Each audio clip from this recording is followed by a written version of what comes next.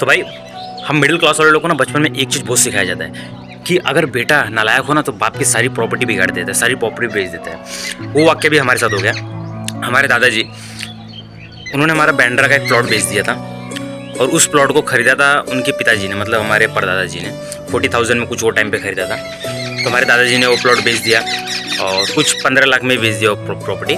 और जबकि बैंड्रा में 1 BHK की प्रॉपर्टी आपको ही मालूम है, आप गेस कर लेना कितनी हो गई। तो मैं जब यूपी आया तो मैंने मेरे दादाजी से पूछा कि यार दादाजी आपने वो प्रॉपर्टी बेच क्यों दिया। तो दादाजी ने कहा, उन्होंने कहा कि यार बेटा मैंने वो प्रॉपर्टी इसलिए बेच दी कि मैं नहीं चाहता था कि मेरे मरने के बाद मेरे तीनों बेटों में अनबन हो, लड़ाई हो। मैंने सैल्यूट किया। मैंने वाह, मतलब अगर आपकी सोच हर आदमी आजमाए तो यार किसी के घर में झगड़ा ही ना हो। अगर वही आप यही आपकी सोच आपके पिताजी ने भी आजमाया होता था तो वो जो प्रॉपर्टी थी वो आपने तो नहीं खरीदी थी, आपके पिताजी ने खरीदी थी, तो वो भी बेच देते थे।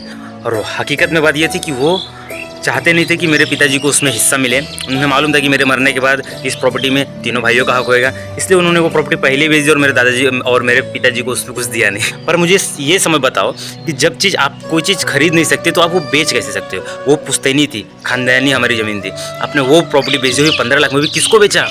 किसको बेचा? जिसने आपको 1 किलो मटन और 70 रुपये का पौवा चिला दिया।